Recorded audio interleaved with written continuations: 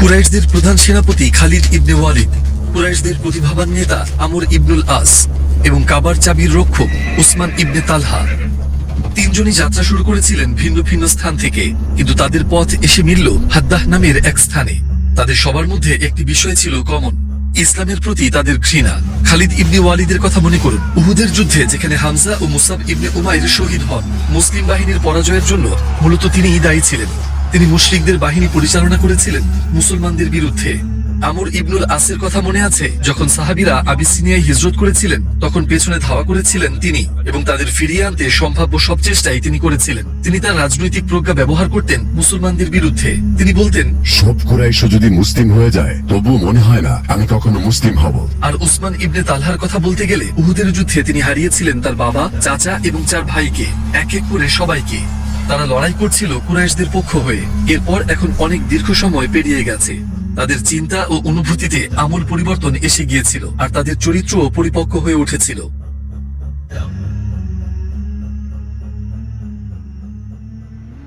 এই ভিডিও ধারাবাহিকটি তৈরি হয়েছে শত শত নির্ভরযোগ্য ইসলামী সূত্রের রেফারেন্সের ভিত্তি করে। সমস্ত এআই ভিজুয়াল প্রস্তুত করা হয়েছে যোগ্য মুসলিম স্কলারদের পরামর্শক্রমে, এবং তা ইসলামিক নির্দেশনার সাথে সামঞ্জস্যপূর্ণ। তারা যেসব ঘটনার মধ্য দিয়ে গিয়েছিলেন সেগুলো তাদের ক্লান্ত করে তুলেছিল। খালিদ ও উসমান মক্কায় ঠিক করেছিলেন এখানে দেখা করবেন, কিন্তু আমর তাদের কারো ব্যাপারেই জানতেন না। আল্লাহ এখানেই তাদের পথকে মিলিয়ে দিলেন।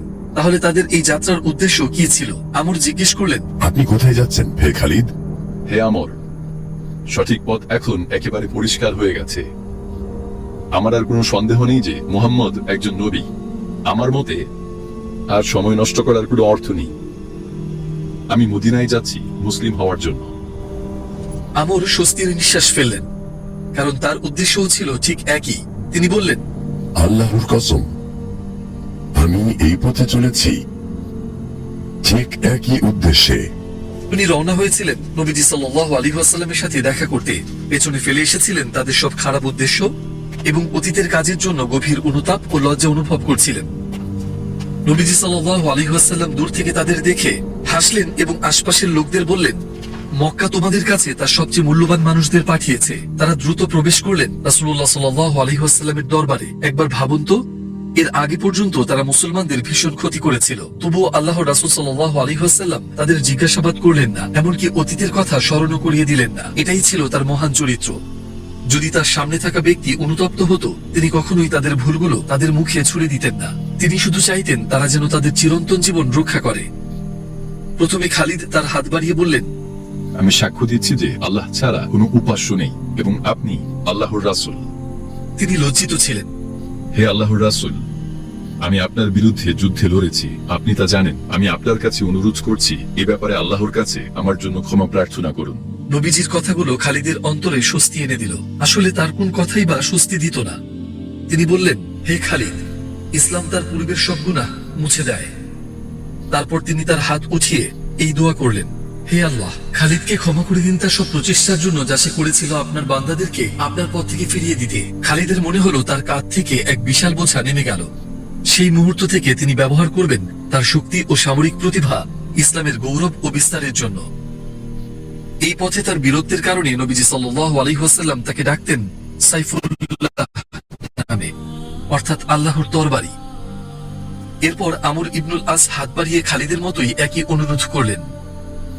নবীজি সাল্লাল্লাহু আলাইহি ওয়াসাল্লাম আমরের জন্য একই দোয়া করলেন। অবশেষে তিনি সেই শান্তি পেলেন যা তিনি বহু বছর ধরে খুঁজছিলেন। পরবর্তীতে নবীজি সাল্লাল্লাহু আলাইহি ওয়াসাল্লাম তাকে বহু যুদ্ধে মুসলিম বাহিনীর নেতৃত্বে দেবেন, এবং আল্লাহ তার মাধ্যমে অনেক বিজয় দান করবেন। কুরাইশদের সেই প্রতিভাবান নেতা এখন ইসলামের সেবায় নিয়োজিত হলেন, আর তার সবচেয়ে বড় বিজয় হল মিশর বিজয়। আল্লাহ তার মাধ্যমে সেসব ভূখণ্ডে ইসলাম পৌঁছে দেবেন। এই কারণেই তাকে স্মরণ করা হয় মিশর বিজয়ী হিসেবে। সবশেষে উসমান ইবনে তালহা হাত বাড়ালেন এবং তিনিও মুসলিম হয়ে গেলেন। এইভাবে একই দিনে ইসলামের কাতারে যোগ দিলেন 3 জন গুরুত্বপূর্ণ ব্যক্তি রাসূলুল্লাহ সাল্লাল্লাহু আলাইহি ওয়াসাল্লামের সামনে। সূরা আল ফাতহে আল্লাহ যা বলেছেন তা কি মনে আছে? আল্লাহ জানতেন যা তোমরা জানতে না। হুদাইবিয়া সন্ধি ইসলামের বিরুদ্ধে ঘৃণার অস্ত্রকে নিস্তেজ করে দিয়েছিল এবং মানুষের হৃদয়ের প্রাচীরগুলো ভেঙে দিয়েছিল। আমাদের নবী সাল্লাল্লাহু আলাইহি ওয়াসাল্লাম বলেছিলেন, মুশরিকরা মেনে নিয়েছে যে তোমরা মক্কায় যেতে পারবে এবং তোমাদের প্রয়োজন মেটাতে পারবে এবং আসা যাওয়ার সময় তোমরা নিরাপদ থাকবে, আর এইভাবেই তারা তোমাদের মাধ্যমে ইসলাম দেখবে ও শিখবে। আল্লাহ তোমাদেরকে তাদের উপর বিজয়ী করবেন এবং সেখান থেকে ফিরিয়ে আনবেন নিরাপদ অবস্থায় ও পুরস্কার সহ। এটাই সর্বশ্রেষ্ঠ বিজয়। ঠিক সেটাই ঘটেছিল। নবুয়তের সূচনা ও হুদাইবিয়ার সন্ধির মধ্যে 19 বছর কেটে গিয়েছিল। অতঃপর হুদাইবিয়ার পর আর মাত্র 1 বছর অতিবাহিত হতে চলেছে এবং বিস্ময়করভাবে সেই 1 বছরেই পূর্ববর্তী 19 বছরের সম্মিলিত সংখ্যার চেয়েও বেশি মানুষ ইসলাম গ্রহণ করেছিল। এই কারণেই কোরআন হুদাইবিয়াকে বলেছে ফাতহাম মুবিনা, এক সুস্পষ্ট বিজয়। যদিও প্রথমে এটিকে পরাজয় বলেই মনে হচ্ছিল। খাইবার বিজয়ের মাধ্যমে ইহুদি গোত্রগুলোর সঙ্গে সংঘাতের অবসান ঘটল। হুদাইবিয়ার মাধ্যমে এক আধ্যাত্মিক বিজয় অর্জিত হয়েছিল এবং মুসলমানরা নিকটবর্তী আরব গোত্রগুলোর কাছে নিজেদের শক্তির পরিচয় দিয়েছিল। তবে সবচেয়ে মৌলিক সমস্যাটি এখনো অমীমাংসিতই রয়ে গিয়েছিল। কাবা নির্মিত হয়েছিল একমাত্র আল্লাহর ইবাদতের উদ্দেশ্যে, কিন্তু এখন এর ভেতর ও চারপাশ মূর্তিতে পরিপূর্ণ হয়েছিল। এর চারপাশে সংঘটিত হচ্ছিল নানাবিধ লজ্জাজনক কাজ ও পাপ। এমন অবস্থায় সেই স্থানটি কিভাবে এখনো তাওহীদের প্রতীক হয়ে থাকতে পারে? এই সমস্যার সমাধান অবশ্যই করতে হবে। কাবাকে ইসলামের অধীনেই আসতে হবে এবং তার চারপাশের মূর্তিগুলো অপসারণ করতে হবে। কিন্তু কিভাবে? মক্কাবাসীদের সঙ্গে 10 বছরের একটি শান্তি চুক্তি করা হয়েছিল, কিন্তু আল্লাহ হলেন মুসাব্বিবুল আসবাব, যিনি ইচ্ছামতো কারণসমূহ সৃষ্টি করেন ও নিয়ন্ত্রণ করেন এবং প্রয়োজনীয় উপায়গুলো একত্র করে তার বান্দাদের সাহায্য করেন। আর এখন কাবা মুক্তির জন্য করা দোয়াগুলোর কবুল হওয়ার সময় নিকটবর্তী হয়ে এসেছিল। এর অল্প কিছুদিন পরই আল্লাহ এর জন্য একটি কারণ সৃষ্টি করলেন। কুরাইশরা নিজেরাই এই চুক্তি ভঙ্গ করবে। খুজা গোত্রের একটি প্রতিনিধি দল, যারা ছিলেন নবীজি সাল্লাল্লাহু আলাইহি ওয়াসাল্লামের মিত্র, হঠাৎ মদিনায় এসে পৌঁছালো। হুদাইবিয়ার সন্ধির একটি শর্ত অনুযায়ী অন্যান্য আরব গোত্রগুলো মৈত্রী স্থাপন করতে স্বাধীন ছিল যে পক্ষকে তারা চাইবে, আর খুজা বেছে নিয়েছিল নবীজির পক্ষকে এবং মুসলমানদের পক্ষকে। প্রতিনিধি দলের প্রধান আমর গভীরভাবে মর্মাহত ছিলেন। তারা কেন এসেছে তিনি তা ব্যাখ্যা করলেন। হে আল্লাহর রাসূল, কুরাইশ তাদের অঙ্গীকার রক্ষা করেনি। তারা আপনার সঙ্গে করা সবচেয়ে দৃঢ় চুক্তিটাই ভঙ্গ করেছে। এক রাতে তারা হঠাৎ আমাদের উপর আক্রমণ চালায়। তারা আমাদেরকে অপ্রস্তুত অবস্থায় পেয়ে আমাদের লোকদের হত্যা করে, যখন কেউ ছিল রুকুতে আর কেউ ছিল সিজদায়। আমাদের সাহায্য করুন। এইভাবে হুদাইবিয়া সন্ধি প্রকাশ্যভাবে ভঙ্গ করা হলো। কুরাইশরা আবু সুফিয়ানকে মদিনায় পাঠালো আল্লাহর রাসূলের সঙ্গে কথা বলতে। আবু সুফিয়ান প্রথমে গেলেন নবীজি সাল্লাল্লাহু আলাইহি ওয়াসাল্লামের কাছে এবং চুক্তি নবায়নের আবেদন জানালেন। তবে রাসূলুল্লাহ সাল্লাল্লাহু আলাইহি ওয়াসাল্লামের পক্ষ থেকে তিনি কোনো উত্তর পেলেন না। এরপর তিনি আবু বকর রাদিয়াল্লাহু আনহুর কাছে গেলেন, এই আশায় যে পারিবারিক সম্পর্ক হয়তো তাকে কোনো সমাধান এনে দিতে পারে, কিন্তু এই চেষ্টাও ব্যর্থ হলো। এবার তিনি উমর রাদিয়াল্লাহু আনহুর কাছে গেলেন এবং মিনতি করে বললেন, চুক্তিটা নবায়নের চেষ্টা করুন, আমাদের মধ্যে শান্তি প্রতিষ্ঠা করুন। উমর ক্রুদ্ধ হয়ে জবাব দিলেন, মূলত তোমরাই তো চুক্তিটা ভেঙেছো, তাই তো? এর যদি সামান্য কিছু এখনো অবশিষ্ট থাকে, আল্লাহ যেন তা যত দ্রুত সম্ভব ধ্বংস করেন। আমি কখনোই আল্লাহর রাসূলের কাছে তোমাদের পক্ষে সুপারিশ করতে যাব না। আল্লাহর কসম, যদি আমি কিছুই না পাই, শুধু একটি ছোট পিঁপড়া ছাড়া, তবু আমি তা দিয়েই তোমাদের বিরুদ্ধে লড়ব। আবু সুফিয়ান সেখান থেকে বেরিয়ে সরাসরি উসমান রাদিয়াল্লাহু আনহুর কাছে গেলেন, কিন্তু ফল এবারও একই হলো। শেষ আশা হিসেবে তিনি গেলেন আলী রাদিয়াল্লাহু আনহুর কাছে, কিন্তু তার কাছ থেকেও কোনো সমর্থন পেলেন না। আপনি কি খেয়াল করেছেন, হুদাইবিয়া কুরাইশদের জন্য সামান্যতম উপকারও বয়ে আনেনি। তবু তারা কতটাই না আত্মবিশ্বাসী ছিল। শেষ পর্যন্ত এটি শুধু মুসলমানদের কাজই সহজ করে দিল। শত্রু কমে যাওয়ায় তাদের জন্য অন্য হুমকির দিকে মনোযোগ দেওয়া সহজ হয়ে গেল। এদিকে একই সঙ্গে এটি ধীরে ধীরে মক্কাকে ইসলামের ভূমিতে পরিণত করার লক্ষ্য পূরণ করল। আর এসব উদ্দেশ্য পূর্ণ হয়ে যাওয়ার পর আল্লাহ চাইলেন চুক্তিটি ভঙ্গ হোক। এইভাবেই আল্লাহ তার পথে সংগ্রামকারীদের সহজতা দান করেন। সবচেয়ে অপ্রত্যাশিত সময়ে, সবচেয়ে অপ্রত্যাশিত স্থান থেকে এবং সবচেয়ে অপ্রত্যাশিত উপায়ে। মানুষ প্রায়ই এ ধরনের ঘটনাকে খারাপ কিছু বলে মনে করে, কিন্তু কদরের দৃষ্টিকোণ থেকে দেখলে এর পেছনে লুকিয়ে থাকে অগণিত প্রজ্ঞা। এই কথাগুলো কি আপনার মনে আছে? আল্লাহর কসম, আপনি আল্লাহর ভূমিগুলোর মধ্যে সর্বোত্তম এবং আমার কাছে সবচেয়ে প্রিয়। আল্লাহর কসম, যদি আমাকে আপনার থেকে বের করে না দেওয়া হতো, তাহলে আমি কখনোই আপনাকে ছেড়ে যেতাম না। এগুলোই ছিল সেই কথা যা আল্লাহর রাসূল সাল্লাল্লাহু আলাইহি ওয়াসাল্লাম বলেছিলেন হিজরতের আগে শেষবারের মতো মক্কার দিকে ফিরে তাকানোর সময়। মক্কার প্রতিটি পাহাড় আর পাথর সেই কথাগুলোর সাক্ষী ছিল। আর এখন সেই বিদায়ের পর 8 বছর কেটে গেছে। মক্কা অপেক্ষা করছিল সেই দিনের জন্য, যেদিন আবার মিলিত হবে আল্লাহ রাসূল সাল্লাল্লাহু আলাইহি ওয়াসাল্লামের সঙ্গে এবং তার সাহাবীদের সঙ্গে। তাদের জন্য এমন আকুলতায় যেমনটি এর আগে আর কারো জন্য ছিল না। এবং অবশেষে সেই বরকতময় দিন ঘনিয়ে এলো। মক্কা মুক্ত হবে। বছরের পর বছর অপেক্ষার অবসান ঘটবে এবং মক্কার মুসলমানরা তাদের ঘরে ফিরে যাবে। নবীজি সাল্লাল্লাহু আলাইহি ওয়াসাল্লাম খুব দ্রুতই একটি বড়সড় অভিযানের প্রস্তুতি শুরু করলেন, কিন্তু তিনি কাউকেই বলেননি তারা কোথায় যাচ্ছেন। এটি গোপন রাখা ছিল অত্যন্ত জরুরি। যদি মক্কার মুশরিকরা অপ্রস্তুত অবস্থায় ধরা পড়ে, তাহলে রক্তপাত ছাড়াই শহরটি দখল করা যাবে এবং সেই মহাবিজয় অর্জিত হতে পারে। তার আকাঙ্ক্ষা ছিল এই বরকতময় নগরীতে একেবারে যুদ্ধ ছাড়াই প্রবেশ করা।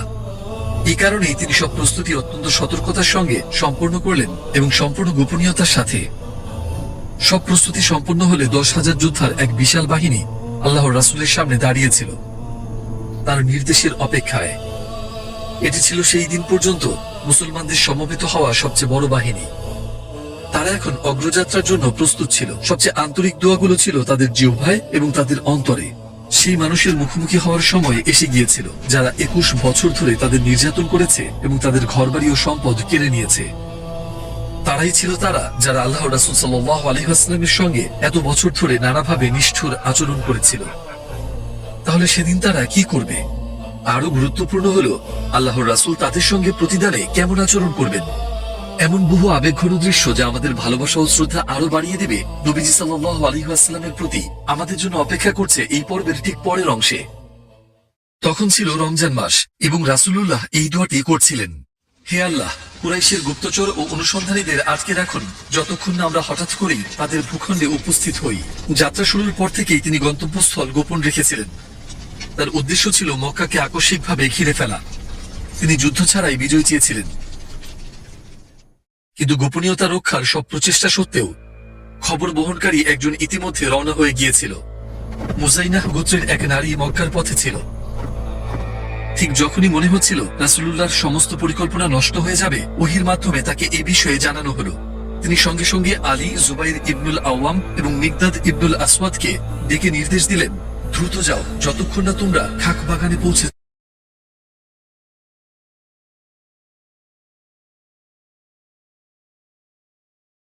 যাও। সেখানে তোমরা একটি উটে আরোহী নারীকে পাবে, তার কাছে একটি চিঠি আছে, তা তার কাছ থেকে নিয়ে নাও। 3 সাহাবী দ্রুত রাউদাদু খাকের দিকে গেলেন এবং সেখানে সেই নারীকে পেলেন। তারা তাকে জিজ্ঞেস করলেন, আপনার কাছে যে চিঠি আছে তা কোথায়? আমার কাছে কোনো চিঠি নেই। আলী বুঝতে পারলেন যে সে মিথ্যা বলছে, তাই তিনি বললেন, আল্লাহর রাসূল কখনো মিথ্যা বলেন না। তারপর তিনি কঠোরভাবে তাকে সতর্ক করলেন চিঠিটি দিয়ে দিতে, না হলে তল্লাশি করা হবে বলে হুমকি দিলেন। অবশেষে নারীটি তার বেনি করা চুলের ভেতর লুকিয়ে রাখা চিঠিটি বের করল। চিঠিটি পাঠিয়েছিলেন একজন সাহাবী, হাতিব ইবনে আবি বালতা। তিনি ছিলেন এক মুহাজির যিনি বদর যুদ্ধে অংশ নিয়েছিলেন এবং মিশরের শাসক মুকাউকিসের কাছে দূত হিসেবে প্রেরিত হয়েছিলেন। সাহাবীগণ বিস্মিত হয়ে গেলেন, তারা কিছুতেই বিষয়টি বুঝে উঠতে পারছিলেন না। নবীজি সাল্লাল্লাহু আলাইহি ওয়াসাল্লাম হাতিবকে ডেকে পাঠালেন এবং জিজ্ঞেস করলেন কেন তিনি এই চিঠি লিখেছেন। হাতিবের পরিবার মক্কায় ছিল, আর তিনি কুরাইশ বংশের না হওয়ায় তাদের রক্ষার জন্য সেখানে তার কেউ ছিল না। তিনি কুরাইশদের প্রতি একটি উপকার করতে চেয়েছিলেন, যাতে মক্কা অবরুদ্ধ হলে তারা তার পরিবারের কোনো ক্ষতি না করে। তিনি পরিস্থিতি ব্যাখ্যা করে বললেন, আমি এটা করিনি এই কারণে যে আমি আমার দিন ছেড়েছি বা ইসলামের পর কুফর গ্রহণ করেছি। আল্লাহর কসম, আল্লাহ ও তার রাসূলের প্রতি আমার ঈমান অটল রয়েছে। তার কথা শোনার পর রাসূলুল্লাহ সাল্লাল্লাহু আলাইহি ওয়াসাল্লাম সাহাবীদের দিকে ফিরে বললেন, হাতিব তোমাদের সত্যই বলেছে, অতএব তার সম্পর্কে ভালো ছাড়া আর কিছু বলো না, এবং তিনি তাকে ক্ষমা করে দিলেন। সময় অতিবাহিত হচ্ছিল, অভিযানের বিষয়টি এখনো সম্পূর্ণ গোপন রাখা হয়েছিল এবং তারা অগ্রসর হতে থাকলেন। মক্কার লোকেরা সামান্যতম খবরও শুনতে পায়নি। অবশেষে বাহিনী শিবির স্থাপন করল মারর আজ-জাহরান নামক স্থানে। তখন ছিল রাত, ঘন অন্ধকার ঢেকে রেখেছিল উপত্যকাটিকে, শুধু শোনা যাচ্ছিল বাতাসের শো শো শব্দ। তারপর হঠাৎ চারদিকে আগুন জ্বলে উঠল। আল্লাহর রাসূল চেয়েছিলেন এই অগ্নিশিখার মাধ্যমে মক্কার লোকদের কাছে বাহিনীর আগমনের বার্তা পৌঁছাক, ইসলামের সেই আলো যা তারা এত চেষ্টা করেও নিভাতে পারেনি, আর তা এখন সম্পূর্ণভাবে মক্কাকে ঘিরে ফেলেছে। তারা অপেক্ষা করেছিল এই দিন দুর্বল হবে এবং মুমিনদের সংখ্যা কমে যাবে বলে। বছরের পর বছর তারা সম্ভব সবকিছুই চেষ্টা করেছিল, কিন্তু তাদের সব প্রচেষ্টাই ব্যর্থ হয়েছিল। কি মহিমান্বিত দৃশ্যই না ছিল এটি! আল্লাহর রাসূল বিশেষভাবে সাহাবীদের নির্দেশ দিয়েছিলেন প্রয়োজনের তুলনায় অনেক বেশি আগুন জ্বালাতে। এভাবে বাহিনীকে অনেক বড় বলে মনে হবে এবং মুশরিকরা পুরোপুরি তাদের সাহস হারিয়ে ফেলবে। কিন্তু মক্কায় তখন কি ঘটছিল সেই দৃশ্য দেখে তারা ভয়ে স্তব্ধ হয়ে গিয়েছিল। তারা ভয় আর উদ্বেগ নিয়ে একে অপরের দিকে তাকাচ্ছিল, কেউই বুঝতে পারছিল না কি ঘটছে। তবে একটি বিষয় ছিল স্পষ্ট, এই রাতটি ছিল এক মহাপরিবর্তনের সূচনা। আবু সুফিয়ান রাতের অন্ধকারে বেরিয়ে পড়লেন। সে জানতে চেয়েছিল কি ঘটছে। তার দুই সঙ্গীকে নিয়ে সে চারপাশে খোঁজ নেবে, গোপনে তথ্য সংগ্রহ করবে এবং তারপর ফিরে যাবে। সে নজরে পড়তে চায়নি, কিন্তু যিনি সবকিছু দেখেন সেই আল্লাহর কাছ থেকে কি লুকানো সম্ভব? নবীজি সাল্লাল্লাহু আলাইহি ওয়াসাল্লাম সাহাবীদের জানিয়ে দিলেন। তিনি তাদের সজাগ থাকতে বললেন এবং বললেন যে তারা অবশ্যই আবু সুফিয়ানের মুখোমুখি হবে। আর ঠিক সেটাই ঘটল। আব্বাস আবু সুফিয়ানকে দেখতে পেয়ে সঙ্গে সঙ্গে তাকে নিজের নিরাপত্তায় নিলেন। তিনি তাকে নিজের খচ্চরের পেছনে তুলে নিয়ে রাসূলুল্লাহ সাল্লাল্লাহু আলাইহি ওয়াসাল্লামের কাছে নিয়ে গেলেন। যখন আবু সুফিয়ানের দুই সঙ্গীকেও তাঁবুর ভেতরে আনা হলো, রাসূলুল্লাহ তাদেরকে মক্কার পরিস্থিতি সম্পর্কে জিজ্ঞেস করলেন। তারা গভীর রাত পর্যন্ত তাঁবুতেই অবস্থান করল। রাসূলুল্লাহ তাদের ইসলাম গ্রহণের দাওয়াত দিলেন। আর সেখানেই আবু সুফিয়ানের দুই সঙ্গী শাহাদাত গ্রহণ করলেন। কিন্তু আবু সুফিয়ান তখনও নিশ্চিত ছিল না। সে চিন্তা করার জন্য কিছুটা সময় চাইল। তারপর তাদের সবাইকে নিজ নিজ তাঁবুতে নিয়ে যাওয়া হলো। সকালে আবু সুফিয়ান আবারও আল্লাহ রাসূলের সঙ্গে সাক্ষাৎ করবে। আগামীকাল কি ঘটবে, কি বদলে যাবে? সাহাবীদের মনে একটি প্রশ্ন ঘুরপাক খাচ্ছিল। আবু সুফিয়ান কি অবশেষে ইসলাম গ্রহণ করবে? এই মুহূর্তে এর উত্তর কেউ জানত না। সকাল হলে আব্বাস আবু সুফিয়ানকে নবীজি সাল্লাল্লাহু আলাইহি ওয়াসাল্লামের কাছে নিয়ে এলেন। আল্লাহর রাসূল তার চোখের দিকে তাকিয়ে জিজ্ঞেস করলেন, হে আবু সুফিয়ান, আপনার কি এখনো সময় আসেনি বলার লা ইলাহা ইল্লাল্লাহ? আবু সুফিয়ান বললেন, কিন্তু এইসব মূর্তি নিয়ে আমি কি করব? লাত ও উজ্জাতকে আমি কিভাবে ছেড়ে দেব? উমর তাঁবুর পেছনে অপেক্ষা করছিলেন। এই কথা শুনে তিনি ক্ষুব্ধ হয়ে বললেন, কৃতজ্ঞ থাকুন যে আপনি তাঁবুর ভেতরে আছেন। বাইরে থাকলে আপনি কখনোই একথা বলতে পারতেন না। আবু সুফিয়ান জবাব দিলেন, হে উমর, আপনার জন্য লজ্জা। আপনি আপনার পিতার মতোই কঠোর। আর তাছাড়া হে খাত্তাবের পুত্র, আমি আপনার জন্য আসিনি। আমি আমার চাচাতো ভাইয়ের কাছে এসেছি। আমি তার সঙ্গে এই কথা বলবো, তাই আমাদের কথা বলতে দিন। এরপর তিনি আল্লাহর রাসূল সাল্লাল্লাহু আলাইহি ওয়াসাল্লামের দিকে ফিরে বললেন, আমার পিতামাতা আপনার জন্য উৎসর্গ হন। আপনার প্রশান্ত স্বভাব ও কোমলতায়, আপনার উদারতা ও মহত্বে এবং আত্মীয়তার সম্পর্ক রক্ষায়, আপনার যত্নে আপনার চেয়ে উত্তম আর কেউ নেই। এরপর তিনি কিছুক্ষণ নীরব রইলেন, গভীরভাবে চিন্তা করতে লাগলেন। অবশেষে সে আর নিজেকে সামলাতে পারল না এবং স্বীকার করে বলল, আল্লাহর কসম, আমি মনে করি আল্লাহ ছাড়া কোনো উপাস্য নেই। কারণ সত্যিই যদি আল্লাহ ছাড়া কোনো উপাস্য থাকতো, তবে সে আমাকে সাহায্য করত, আমাকে ক্ষতি থেকে রক্ষা করত এবং আমাকে কিছু উপকার দিত। কথোপকথন আরো কিছুক্ষণ চলল। অবশেষে আবু সুফিয়ান শাহাদাহ পাঠ করলেন এবং মুসলিম হয়ে গেলেন। সেই মুহূর্তে তার জীবনে এক নতুন অধ্যায়ের সূচনা হলো। তার জন্য শুরু হলো সম্পূর্ণ এক নতুন যুগ। তবে তখন তার বয়স ছিল 60-এরও বেশি, তাই তার হৃদয়ে ঈমানের শিকড় গাঁথতে নিশ্চয়ই কিছুটা সময় লাগতো। এরপর আল্লাহর রাসূল আব্বাসের দিকে ফিরে বললেন, হে আব্বাস, আবু সুফিয়ানকে উপত্যকার সংকীর্ণ অংশে নিয়ে যান, সেই পাহাড়ি পথে যেখানে ঘোড়াগুলো ঘন হয়ে সারিবদ্ধ থাকে, যাতে সে দেখতে পারে আল্লাহর বাহিনীর মহিমা। এটি আসলে ছিল একটি সতর্কতামূলক ব্যবস্থা। আবু সুফিয়ান যদি সরাসরি মক্কায় ফিরে যেতেন, তবে মক্কার মুশরিকরা তার মন পরিবর্তন করে দিতে পারত। কিন্তু যখন তিনি বাহিনীর বিশালতা দেখবেন, তখন তিনি বুঝবেন কুরাইশরা আসলে কতটা অসহায়। এরপর তিনি মুশরিকদের বলবেন, এমন শক্তির বিরুদ্ধে প্রতিরোধ করা অর্থহীন, এবং এভাবে তাদেরকে পাল্টা লড়াই করা থেকে নিরুৎসাহিত করবেন। আব্বাস রাদিয়াল্লাহু আনহু নবীজির নির্দেশ পালন করলেন এবং আবু সুফিয়ান বিস্ময়ে মুসলিম বাহিনীকে দেখলেন। তিনি বললেন, হে আব্বাস, আজ পর্যন্ত আমি এমন বাহিনী বা এমন জনসমষ্টি কখনো দেখিনি।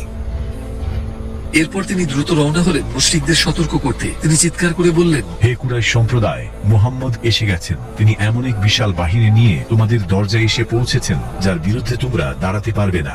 তারপর তিনি সর্বোচ্চ কণ্ঠে ঘোষণা করলেন, যে আবু সুফিয়ানের ঘরে প্রবেশ করবে সে নিরাপদ। যে নিজ ঘরে গিয়ে দরজা বন্ধ করে দেবে সে নিরাপদ। যে আল মসজিদুল হারামে আশ্রয় নেবে সে নিরাপদ। অনেক মুশরিক তাদের রাগ আর চেপে রাখতে পারল না। এমনকি আবু সুফিয়ানের স্ত্রী হিন্দু তাকে গালমন্দ করতে শুরু করলো। আবু জাহেলের ছেলে ইকরিমা এবং সাফওয়ান ইবনু উমাইয়া লোকদের উস্কে দিতে চেষ্টা করছিল, কিন্তু কেউই তাদের কথায় কর্ণপাত করল না। সবাই ছড়িয়ে পড়ল আশ্রয় খুঁজতে। আল্লাহ রাসূল সাল্লাল্লাহু আলাইহি ওয়াসাল্লাম বাহিনীকে বিভক্ত করেছিলেন 5টি প্রধান দলে, এবং তিনি প্রতিটি দলের অধিনায়ককে একই স্পষ্ট নির্দেশ দিলেন, তোমাদেরকে বাধা না দেওয়া হলে বা আক্রমণ না করা হলে কারো সঙ্গে যুদ্ধ করবে না। অবশেষে দীর্ঘ প্রতীক্ষিত সেই মুহূর্তটি এসে গেল। বহু বছরের বিচ্ছেদের পর মুসলিম বাহিনী মক্কায় প্রবেশ করছিল।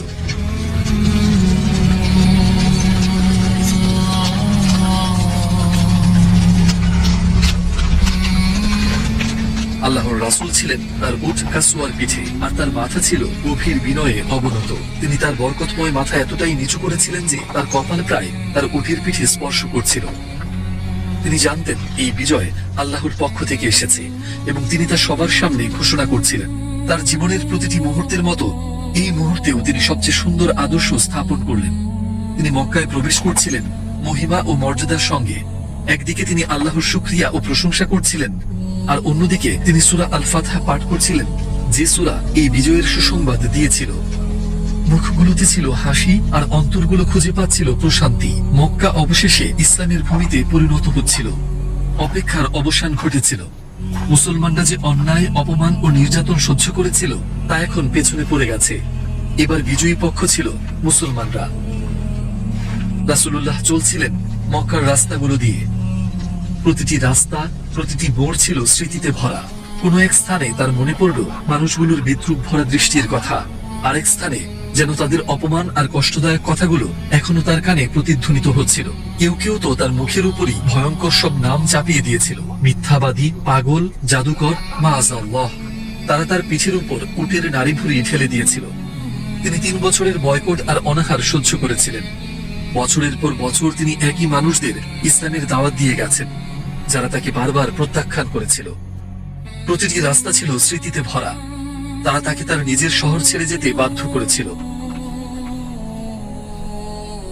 কিন্তু এখন তিনি কিভাবে এমন এক বাহিনী নিয়ে ফিরে এলেন?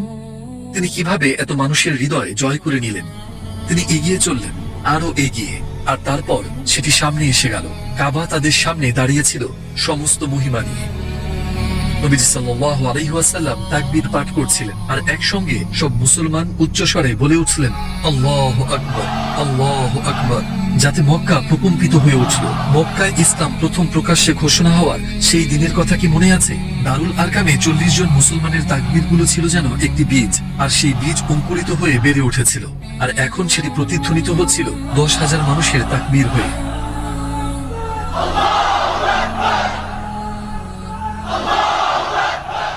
কিন্তু সেখানে দেখার মতো একটি বেদনাদায়ক দৃশ্য ছিল। কাবার চারপাশে ছিল 360টি মূর্তি। হাতে থাকা লাঠি দিয়ে নবীজি সাল্লাল্লাহু আলাইহি ওয়াসাল্লাম এক এক করে সেই মূর্তিগুলো স্পর্শ করতে লাগলেন এবং এই আয়াতটি তিলাওয়াত করছিলেন, আউযু বিল্লাহ ওয়া জাআল হক ওয়া যাকাল বাতিল ইন্নাল বাতিলা কানা যাহুকা। সত্য এসে গেছে এবং মিথ্যা বিলুপ্ত হয়েছে। নিশ্চয়ই মিথ্যা বিলুপ্ত হওয়ারই ছিল। তিনি যে মূর্তিটিকে স্পর্শ করতেন সেটি মাটিতে পড়ে যেত। কুরাইশরা কাবার ভেতরেও মূর্তি স্থাপন করেছিল, কিন্তু এখন একটিও মূর্তি দাঁড়িয়ে রইল না। তখন জোহরের নামাজের সময় হয়ে এলো। নবীজি সাল্লাল্লাহু আলাইহি ওয়াসাল্লামের নির্দেশে বিলাল কাবার ছাদে আরোহণ করলেন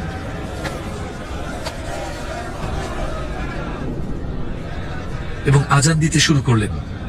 এই সেই বিলাল যাকে তারা রাস্তায় টেনে হিঁচড়ে নিয়েছিল, তার গলায় দড়ি বেঁধে, যাকে তারা নির্যাতন করেছিল তার ঈমান ছাড়ানোর জন্য এবং এক দাস বলে তুচ্ছ জ্ঞান করত। তিনি এখন কাবার উপরে দাঁড়িয়ে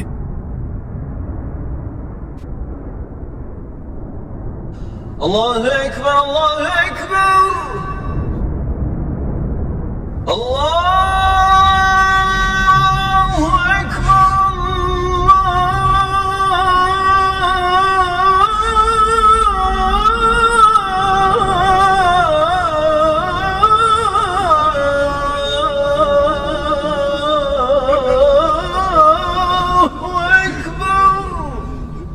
ইসলামের বিজয় ঘোষণা করে তার কণ্ঠস্বর ছড়িয়ে পড়ছিল সমস্ত মক্কা জুড়ে। নিজ নিজ ঘরে লুকিয়ে থাকা বিদ্বেষপরায়ণ মুশরিকরা ভেঙে পড়ল। টুয়ার্ডস ইটারনিটিতে আমরা নিরলসভাবে কাজ করেছি আপনাদের সামনে এই এআই ভিজুয়ালাইজড সিরিজটি তুলে ধরতে, আর এখন ইনশাআল্লাহ আমরা একটি নতুন সিরিজ তৈরি করতে চাই আমাদের সম্মানিত নবী সাল্লাল্লাহু আলাইহি ওয়াসাল্লামগণের জীবন নিয়ে। মুসা, ইব্রাহিম, ইউসুফ, ইউনুস আলাইহিসসালাম এমন নবীরা, যাতে আপনি আর আপনার পরিবার তাদের জীবনী দেখতে পারেন টুয়ার্ডস ইটারনিটির মানসম্মত প্রযোজনায়। কিন্তু নতুন সিরিজ তৈরি করতে বড় খরচেরও প্রয়োজন পড়ে। এআই, পেশাদার ভয়েস ওভার আর অন্যান্য সরঞ্জামাদি। আর দুর্ভাগ্যজনকভাবে এখন আর আমরা একাতা বহন করতে পারছি না। আপনার সহায়তা ছাড়া এই প্রকল্প সম্পন্ন করা সম্ভব নয়। আমাদের টিম মোট প্রয়োজনকে $25 শেয়ারে ভাগ করেছে। তাই আপনি আপনার সামর্থ্য অনুযায়ী এক বা একাধিক শেয়ার স্পন্সর করে সহায়তা করতে পারেন ইনশাআল্লাহ। আপনি যদি এই সোয়াবের কাজে অংশ নিতে চান, টুয়ার্ডস ইটারনিটিতে দান করুন এবং এই সোনালী সুযোগ হাতছাড়া করবেন না। ঠিক সেই সময় কুরাইশের কিছু নেতা আবু সুফিয়ান, আত্তাব ইবনে আসিদ এবং হারিস ইবনু হিশাম নিজেদের মধ্যে কথা বলছিল। আত্তাব অভিযোগ করে বলল, আমার বাবা আসিদ কতই না সৌভাগ্যবান, এই দিনটি না দেখিয়ে আল্লাহ তাকে সম্মানিত করেছেন। মুহাম্মদকে আজান দেওয়ার জন্য এই লোকটি ছাড়া আর কাউকে পেল না। তখন আবু সুফিয়ান বলল, আমি কিছু বলতে ভয় পাচ্ছি, অন্য কেউ না শুনলেও আমাদের পায়ের নিচের বালু ও পাথর তাকে বলে দেবে, আর তিনি জেনে যাবেন। কিছুক্ষণ পর তারা আল্লাহর রাসূলকে দেখল। তারা কল্পনাও করতে পারেনি কি দেখতে যাচ্ছে। রাসূলুল্লাহ সাল্লাল্লাহু আলাইহি ওয়াসাল্লাম তাদের একে অন্যকে বলা প্রতিটি কথাই হুবহু বলে দিলেন। তারা স্তম্ভিত হয়ে গেল। তিনি কিভাবে জানলেন তারা গোপনে কি কথা বলেছে? সেদিন কুরাইশের এই দুই নেতা আত্তাব ও হারিস তারাও মুসলিম হয়ে গেল। একবার ভেবে দেখুন, সেদিন পর্যন্ত তারা দুজনেই ইসলামের বিরুদ্ধে দৃঢ় অবস্থানে ছিল। বছরের পর বছর তারা এভাবেই কাটিয়েছিল। এমনকি মুসলমানদের বিরুদ্ধে লড়তে গিয়ে তারা নিজেদের কিছু আত্মীয়কেও হারিয়েছিল। কিন্তু এখন যখন তাদের জিজ্ঞেস করা হলো কেন তারা নিজেদের ধর্ম বদলে ফেললো, তাদের উত্তর ছিল সহজ, আমরা নবীজির মুজিজা প্রত্যক্ষ করেছি। সিরাতের সমগ্র ইতিহাস জুড়ে এমন অনেক মানুষ ছিল যারা একসময় ইসলামের কঠোর শত্রু ছিল, কিন্তু মুজিজা প্রত্যক্ষ করার পর মুসলিম হয়ে গিয়েছিল। তারা যে মুজিজাগুলো দেখেছিল সেগুলো মিথ্যা হওয়ার কি কোনো সম্ভাবনা আছে? তারা কি নিজেদের ধর্ম, জীবনের উদ্দেশ্য এবং পুরো মানসিকতা পরিবর্তন করত এমন কিছুর জন্য যা কখনো ঘটেইনি? অবশ্যই না। এই মুজিজাগুলো ছিল বাস্তব, এসব ছিল সত্য। আর ওই সমাবেশের তৃতীয় ব্যক্তি আবু সুফিয়ান বলল, হে আল্লাহর রাসূল, সমস্ত প্রশংসা আল্লাহর, অন্তত আমি তো কিছু বলিনি। এখন রাসূলুল্লাহ সাল্লাল্লাহু আলাইহি ওয়াসাল্লাম সেই কাবায় প্রবেশ করবেন যাকে তিনি গভীরভাবে মিস করেছিলেন। তিনি উসমান ইবনে তালহার কাছে লোক পাঠালেন এবং তাকে চাবি আনতে বললেন। বহু বছর ধরে তার পরিবারই সেই চাবির রক্ষণাবেক্ষণের দায়িত্বে ছিল, আর এখন উসমান ভাবছিলেন এই দায়িত্ব আর তার পরিবারে থাকবে না। অন্যদিকে নবীজির চাচা আব্বাস এই সম্মানটি পাওয়ার খুবই আকাঙ্ক্ষা করেছিলেন। উসমান যখন চাবি নিয়ে এলেন, নবীজি তাকে জিজ্ঞেস করলেন, আমি বহু আগে তোমাকে যা বলেছিলাম তা কি সত্য প্রমাণিত হয়নি? তিনি কি বোঝাতে চেয়েছিলেন? এর আগে কি ঘটেছিল? ইসলামের প্রাথমিক যুগে আল্লাহর রাসূল উসমানকে ইসলামের দাওয়াত দিয়েছিলেন, কিন্তু তিনি তা প্রত্যাখ্যান করেছিলেন। তুমি তোমার জাতির ধর্মের বিরোধিতা করেছো এবং এক নতুন ধর্ম নিয়ে এসেছো। তখন নবীজি সাল্লাল্লাহু আলাইহি ওয়াসাল্লাম বলেছিলেন, হে উসমান, আমি আশা করি এমন একদিন আসবে যখন তুমি আমাকে এমন অবস্থানে দেখবে যেখানে আমি এই চাবি যেখানে ইচ্ছা রাখতে পারবো এবং যাকে ইচ্ছা দিতে পারবো। উসমানের সে কথা স্পষ্ট মনে ছিল। তিনি বললেন, জি, অর্থাৎ রাসূলুল্লাহ যা বলেছিলেন তা সত্যিই পূর্ণ হয়েছে। তারপর তিনি যোগ করলেন, আমি সাক্ষ্য দিচ্ছি যে আপনি আল্লাহর রাসূল। তিনি চাবি রক্ষার যোগ্য ছিলেন। তিনি বহু বছর ধরে এই দায়িত্ব পালন করেছিলেন। তিনি সত্যিই সেই আমানতের উপযুক্ত ছিলেন। সবাই ভাবছিল এখন চাবি কার হাতে যাবে। তখন আল্লাহর রাসূল এই আয়াতটি তিলাওয়াত করলেন, নিশ্চয়ই আল্লাহ তোমাদের আদেশ দেন আমানত তার হকদারদের কাছে ফিরিয়ে দিতে, এবং যখন তোমরা মানুষের মধ্যে ফয়সালা করবে ন্যায়ের সঙ্গে ফয়সালা করবে। তারপর তিনি বললেন, হে উসমান, এই নাও তোমার চাবি। আজ কল্যাণের দিন এবং অঙ্গীকার রক্ষার দিন। এরপর তিনি কাবায় প্রবেশ করলেন। তিনি দরজাটি বন্ধ করালেন এবং কিছু সময় ভেতরে একা অবস্থান করলেন। যখন তিনি বেরিয়ে এলেন, এক বিশাল জনসমাগম তার অপেক্ষায় ছিল। কুরাইশরা উৎকণ্ঠায় অপেক্ষা করছিল তিনি তাদের ব্যাপারে কি সিদ্ধান্ত নেবেন তা শোনার জন্য। আল্লাহর রাসূল সাল্লাল্লাহু আলাইহি ওয়াসাল্লাম কিছুক্ষণ নীরবে তাদের দিকে তাকিয়ে রইলেন। তিনি কি করতে যাচ্ছিলেন? তিনি কি তাদের অপমান আর হেয় করবেন যেমনটি তারা তার সঙ্গে ইতিপূর্বে করেছিল? তিনি কি তাদের উপর উটের নারীদ্রে নিক্ষেপ করবেন যেমনটা তারা করেছিল? তিনি কি তাদের পথ জুড়ে কাঁটা ছড়িয়ে দেবেন এবং তাদের পা মারিয়ে হাঁটাবেন? তিনি কি তাদের বয়কট করবেন এবং অনাহারে রাখবেন? তিনি কি তাদেরকে নিজেদের ঘর থেকে বের করে দেবেন? তিনি কি তাদের সবাইকে হত্যার নির্দেশ দেবেন? নবীজি সাল্লাল্লাহু আলাইহি ওয়াসাল্লাম আল্লাহর প্রশংসা ও শুকরিয়া আদায় করলেন এবং তার বিজয়ী খুতবা শুরু করলেন। তিনি শেষ করে তাদের জিজ্ঞেস করলেন, হে কুরাইশ সম্প্রদায়, এখন তোমরা কি মনে করো আমার তোমাদের সঙ্গে এখন কেমন আচরণ করা উচিত? তারা বলে উঠল, আপনি একজন দয়ালু ও মহানুভব ভাই এবং একজন দয়ালু ও মহানুভব ভাইয়ের পুত্র। আমরা আপনার কাছ থেকে ভালো ছাড়া আর কিছুই আশা করি না।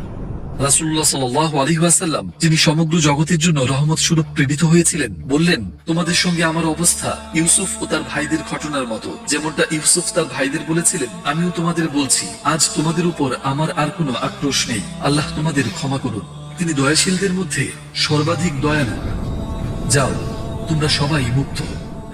জাস্ট একবার সেই দৃশ্যটি কল্পনা করুন। এটি ছিল এমন এক ক্ষমা যার তুলনা ইতিহাসে আর একটাও হবে না, কারণ তার হাতে শাস্তি দেওয়ার ক্ষমতা ও কর্তৃত্ব থাকা সত্ত্বেও তিনি তাদের ক্ষমা করে দিয়েছিলেন। এটাই কি ক্ষমার সর্বোচ্চ রূপ নয়? আর অকল্যাণের জবাবে কল্যাণ করা কি সর্বোচ্চ মহত্ব নয়? কুরাইশের একগুঁয়েমি এখন পুরোপুরি ভেঙে পড়েছিল। তাদের চোখ, যা সত্যের ব্যাপারে অন্ধ ছিল, অবশেষে দেখতে শুরু করল। পরের দিন আল্লাহ রাসূল সাল্লাল্লাহু আলাইহি ওয়াসাল্লাম সাফা পাহাড়ে উঠলেন। এটাই ছিল সেই স্থান যেখানে বহু বছর আগে তিনি প্রথমবারের মতো প্রকাশ্যে নবুয়তের ঘোষণা দিয়েছিলেন। মনে আছে, তিনি কারো কাছ থেকেই তেমন কাঙ্ক্ষিত কোনো সাড়া পাননি, বরং সবার সামনে নিজের আপন চাচার কাছ থেকেই অপমানিত হয়েছিলেন। কিন্তু এখন কুরাইশের লোকেরা দল বেঁধে ঈমান গ্রহণ করতে আসছিল। পুরুষদের পাশাপাশি নারীরাও দলবদ্ধভাবে মুসলিমা হতে এলো।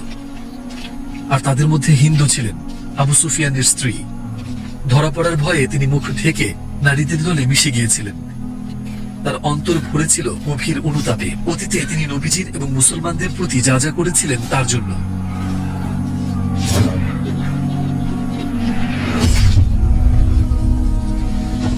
অপরাধবোধে ভারী হয়ে ওঠা তার চিন্তাগুলো তার হৃদয় ও মনকে ছিন্ন ভিন্ন করে দিচ্ছিল। তবুও তার আশা ছিল। তিনি আশা করছিলেন রহমতের নবীর দয়ার প্রতি। আল্লাহর রাসূল যখন জানতে পারলেন হিন্দ ইসলাম গ্রহণ করেছে, তিনি তার প্রতি কোনো বিদ্বেষ পোষণ করলেন না। তার অতীতের সব ভুল সত্ত্বেও তিনি তাকে ক্ষমা করলেন এবং তার বাইয়াত গ্রহণ করলেন। হিন্দ নামটি আমাদের আরেকটি নাম মনে করিয়ে দেয়, ওয়াহশী। সে ছিল এক দাস যে স্বাধীনতা পেয়েছিল হামজাকে হত্যা করার বিনিময়ে, যিনি ছিলেন নবীজির অত্যন্ত প্রিয় চাচা। এমনকি সে হামজার কলিজা কেটে হিন্দের কাছে নিয়ে গিয়েছিল, আর আনন্দে হিন্দ তাকে তার সব গয়না দিয়ে দিয়েছিল। সেদিন ওয়াহশী তার তথাকথিত স্বাধীনতা পেলেও মক্কা কখনোই তাকে একজন মুক্ত মানুষ হিসেবে গ্রহণ করেনি। তাদের চোখে সে আগের মতোই থেকে গিয়েছিল। কুফরিতে ডুবে থাকা মানুষদের কাছ থেকে সে কিভাবে মর্যাদা আশা করতে পারে? আর তাদের সম্মানেই বা কি এমন আসে যায়? নিজের বিবেকের কারাগার থেকে সে কখনো মুক্ত হতে পারেনি। মক্কা বিজয় সেই বোঝাটা কেবল আরো ভারী করে তুলল। কিভাবে সে মুসলমানদের মধ্যে থাকবে নবীজির চাচাকে হত্যা করার পর? এই চিন্তাগুলো নিয়ে ওয়াহশী মক্কা ছেড়ে চলে গেল। কিন্তু পালিয়ে গিয়ে কি সত্যিই সে অতীত থেকে মুক্তি পেতে পারবে? আল্লাহর দিকে ফিরে না এসে পালিয়ে গিয়ে সে কিভাবে নিজেকে পরিবর্তন করতে পারবে? সে যেখানেই যেত তার গুনাহের ভার তাকে অনুসরণ করত। নিজের বিবেকের আঘাতে সে একেবারে ভেঙে পড়েছিল। এই সবকিছুর মাঝখানে এক অপ্রত্যাশিত সাহায্যের হাত তার দিকে এগিয়ে এলো। একটি প্রতিনিধি দল যাচ্ছে আল্লাহর রাসূলের কাছে ইসলাম গ্রহণ করতে। তিনি দুধের কোনো ক্ষতি করেন না। তুমি তাদের সঙ্গে যাও এবং ইসলাম গ্রহণ করো। সে সেই পরামর্শ মেনে নিল, মক্কায় ফিরে এলো এবং নবীজির সামনে ইসলাম গ্রহণ করল। আশহাদু আল্লা ইলাহা ইল্লাল্লাহ ওয়া আশহাদু আন্না মুহাম্মাদার রাসূলুল্লাহ। আমাদের রবের দয়া এতই অসীম যে যারা তাওবা করে তিনি তাদের করা প্রতিটি গুনাহকে নেক আমলে পরিণত করার প্রতিশ্রুতি দেন। তিনি তাদের এই আশাও দেন যে তারা তাদের মন্দ অভ্যাসগুলোকে ভালো অভ্যাসে বদলে ফেলতে পারবে। আরও একটি আনন্দময় দৃশ্য উন্মোচিত হল আবু বকরের জন্য। ইসলামের শুরুর দিনগুলো থেকেই তিনি আকাঙ্ক্ষা করতেন তার বাবা যেন ঈমানের স্বাদ আস্বাদন করেন। তিনি তার হাত ধরলেন এবং তাকে নিয়ে এলেন আল্লাহর রাসূলের কাছে। নবীজি সম্মানবশত অস্বস্তি বোধ করলেন, কারণ এক বৃদ্ধ মানুষকে তার কাছে আনা হয়েছিল। তিনি বললেন, আপনি কেন এই বৃদ্ধ মানুষটিকে ঘরেই রাখলেন না, যাতে করে আমরাই সেখানে তার কাছে যেতে পারতাম? রাসূলুল্লাহ তার হাত বাবার বুকে রাখলেন, কোমলভাবে মালিশ করলেন এবং বললেন, হে আবু কুহাফা, ইসলাম গ্রহণ করুন। আর তারপর তিনিও মুসলমান হয়ে গেলেন। এবং আমি সাক্ষ্য দিচ্ছি যে মুহাম্মদ আল্লাহর রাসূল। কিন্তু তখনও কিছু মানুষ ছিল যারা ঈমান আনেনি। তারা সত্য থেকে পালিয়ে বেড়াচ্ছিল, হিদায়াতের আলো থেকে দূরে সরে যাচ্ছিল। চলুন আমরা ফিরে যাই বিজয়ের সেই দিনে। সেদিন মুসলিম বাহিনীকে 5টি দলে ভাগ করা হয়েছিল এবং তার একটির নেতৃত্বে ছিলেন খালিদ ইবনে ওয়ালিদ। এদিকে ইকরিমা ইবনে আবি জাহিল এবং সাফওয়ান ইবনে উমাইয়া প্রতিরোধ করার জন্য একদল যোদ্ধাকে জড়ো করেছিল। বাহিনী যখন শহরে প্রবেশ করছিল, তারা খালিদের ইউনিটের উপর আক্রমণ করল। যদিও নবীজি রক্তপাত চাননি, মুশরিকরা কিন্তু যুদ্ধের উপরই জোর দিয়েছিল। অল্প সময়ের মধ্যেই তারা 13 জন মানুষকে হারিয়ে পালিয়ে গেল। ইকরিমা পালাতে সক্ষম হলো এবং বন্দরে পৌঁছে গেল। সবকিছুর পরেও সে তখনও তার রবের কাছ থেকে পালিয়ে বেড়ানোর চেষ্টা করছিল। সে আবিসিনিয়ায় যাওয়ার জন্য একটি জাহাজে উঠে পড়ল। সে সবকিছু পেছনে ফেলে যেতে চেয়েছিল, কিন্তু তার রব তাকে ছেড়ে দিলেন না। হঠাৎ করেই সাগরে এক অপ্রত্যাশিত ঝড় শুরু হলো। বাতাস ক্রমেই তীব্র হতে লাগলো। জাহাজ ভীষণভাবে দুলতে এবং কাঁপতে শুরু করলো। তারা আশঙ্কা করলো এটি বুঝি ডুবেই যাবে। ঠিক সেই মুহূর্তে নাবিক জাহাজের লোকদের উদ্দেশ্যে চিৎকার করে বলল, নিষ্ঠাবান হও, সত্যবাদী হও। এই ঝড় থেকে একমাত্র আল্লাহই আমাদের রক্ষা করতে পারেন। তারা ডুবে যাওয়ার উপক্রম হয়েছিল। বাতাস ছিল প্রচন্ড, আর আকাশ ছিল অন্ধকার ও মলিন। জাহাজের লোকেরা আন্তরিকভাবে দোয়া করতে শুরু করলো এবং শুধু আল্লাহকেই ডাকতে লাগলো আর তার একত্বতা ঘোষণা করলো। তোমরা এভাবে দোয়া করছো কেন? আল্লাহ ছাড়া আর কেউ আমাদের সাহায্য করতে পারে না। ইকরিমা সেখানে এসেছিল এই সত্যকেই অস্বীকার করতে, কিন্তু তাদের কথাগুলো তার অন্তরকে গভীরভাবে নাড়া দিল। তাই সে দোয়া করলো, হে আল্লাহ, আপনি যদি আমাকে এই বিপদ থেকে রক্ষা করেন তবে আমি মুহাম্মাদের কাছে যাব এবং ইসলাম গ্রহণ করব। এর কিছুক্ষণ পর ঝড় শান্ত হয়ে গেল। পরবর্তী সময়ে ইকরিমা সেই মুহূর্তটি এভাবে বর্ণনা করেছিল। সেটাই ছিল সেই সময় যখন আমি ইসলামকে বুঝতে শুরু করি আর তার প্রতি ভালোবাসা আমার অন্তরে প্রবেশ করে। আমি জাহাজের লোকদের বললাম, আমাকে ফিরিয়ে নিয়ে চলো, আল্লাহর কসম আমি এখন মুহাম্মদের কাছেই ফিরে যাব। ইকরিমা মক্কা ছেড়ে যাওয়ার পর তার স্ত্রী উম্মে হাকিম মুসলিম হয়ে গিয়েছিলেন। তিনি আল্লাহ রাসূল সাল্লাল্লাহু আলাইহি ওয়াসাল্লামের কাছে গিয়ে তার স্বামীর জন্য ক্ষমা প্রার্থনা করলেন আর দয়ার নবী ইকরিমাকে অভয় প্রদান করলেন। উম্মে হাকিম সঙ্গে সঙ্গেই তার দাসকে নিয়ে তার স্বামীর খোঁজে বের হলেন। দীর্ঘ সফরের পর তিনি তাকে তিহামার উপকূলে খুঁজে পেলেন। একটি দাম্পত্য যা একসময় তাদের জাহান্নামের দিকে টেনে নিচ্ছিল, এখন সেটিই রূপ নেবে এমন সম্পর্কে যা তাদের জান্নাতের দিকে নিয়ে যাবে। লজ্জায় ভরা ইকরিমা বুঝতে পারছিল না সে কিভাবে মুখোমুখি হবে আল্লাহ রাসূল সাল্লাল্লাহু আলাইহি ওয়াসাল্লামের। সে বারবার ভাবছিল ইসলামের বিরুদ্ধে যা কিছু করেছে সেসব নিয়ে কিভাবে তাকে ক্ষমা করা হবে। আর তার উপরও সে ছিল আবু জাহেলের ছেলে। তার মন ভরেছিল নানা ভাবনায়। যখন তার স্ত্রী তাকে জানালেন যে নবীজি সাল্লাল্লাহু আলাইহি ওয়াসাল্লাম তাকে নিরাপত্তা দিয়েছেন, সে বিস্মিত হয়ে গেল আর তার অন্তর প্রশান্তি অনুভব করল। কয়েকদিনের সফরের পর তারা মক্কার কাছে এসে পৌঁছালো। আল্লাহ রাসূল সাল্লাল্লাহু আলাইহি ওয়াসাল্লাম আশঙ্কা করছিলেন কিছু লোক হয়তো ইকরিমার অনুভূতিতে আঘাত করতে পারে। তাই তিনি তার সাহাবীদের বললেন, ইকরিমা তোমাদের কাছে আসছে একজন মুমিন এবং একজন মুহাজির হিসেবে। তার বাবার সম্পর্কে খারাপ কিছু বলো না, কারণ মৃতদের সম্পর্কে খারাপ কথা বলা জীবিতদের কষ্ট দেয়, কিন্তু তা মৃতদের কাছে পৌঁছায় না। রাসূলুল্লাহ সাল্লাল্লাহু আলাইহি ওয়াসাল্লাম তাদেরকে দেখে আনন্দে সঙ্গে সঙ্গে উঠে দাঁড়ালেন এবং তাদের দিকে এগিয়ে গেলেন। তারপর তিনি ইকরিমাকে আলিঙ্গন করে বললেন, স্বাগতম হে মুহাজির অশ্বারোহী। ইকরিমা এমন উষ্ণ অভ্যর্থনা একেবারেই আশা করেনি, তবুও সে লজ্জিত ছিল এবং মাথা নিচু করে রেখেছিল। তারপর তারা বসে কথা বলতে শুরু করলো।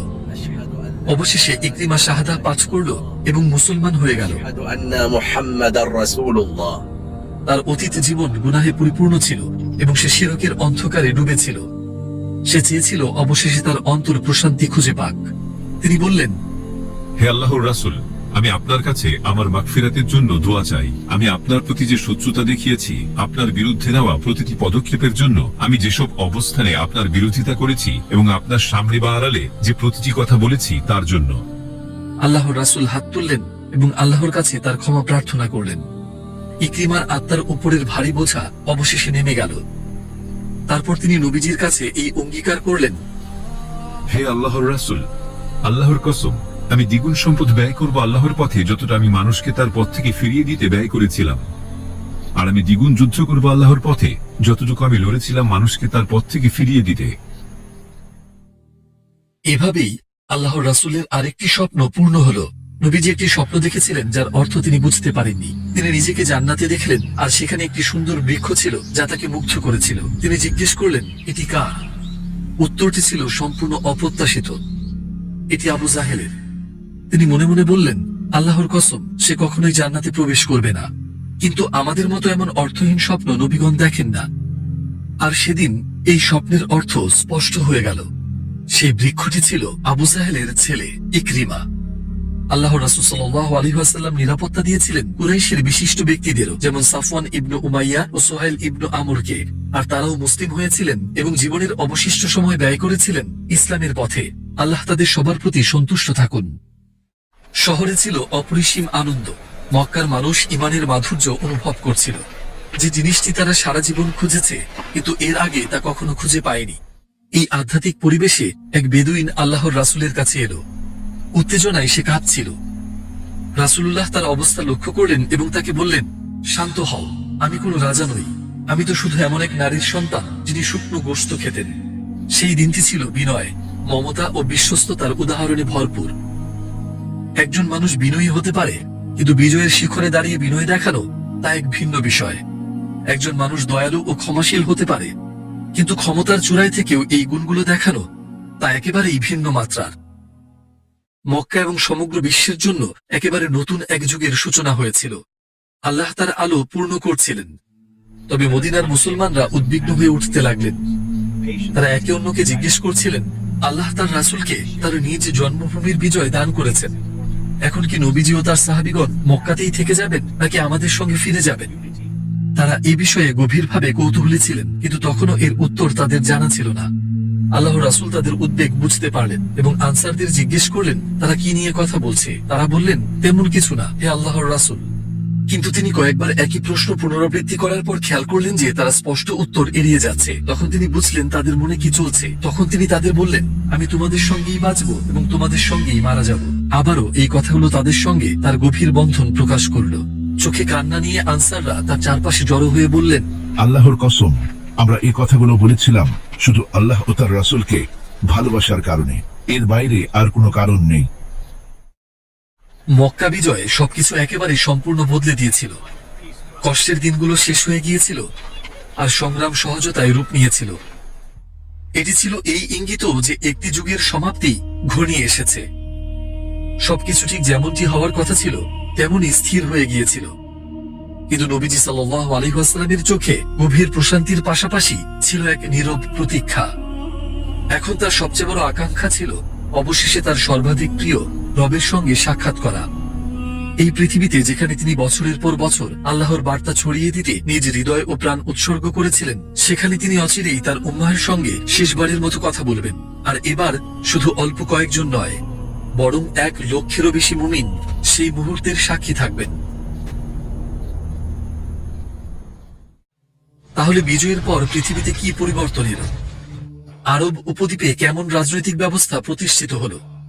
নবীজি সাল্লাল্লাহু আলাইহি ওয়াসাল্লামের শেষ দিনগুলোতে কি ঘটেছিল? কি কি আবেগঘন মুহূর্ত ঘটেছিল? আর দয়ালু নবী যখন তার শেষ নিঃশ্বাস ত্যাগ করবেন, তখন তিনি তার উম্মাহের জন্য কি রেখে গেলেন? এই প্রতিটি প্রশ্নের উত্তর এবং সূরা আল নাসরের মহান সুসংবাদের পূর্ণ বাস্তবায়ন সবকিছুই থাকবে আমাদের ধারাবাহিকের শেষ পর্বে। সেই পর্যন্ত ভালো থাকুন।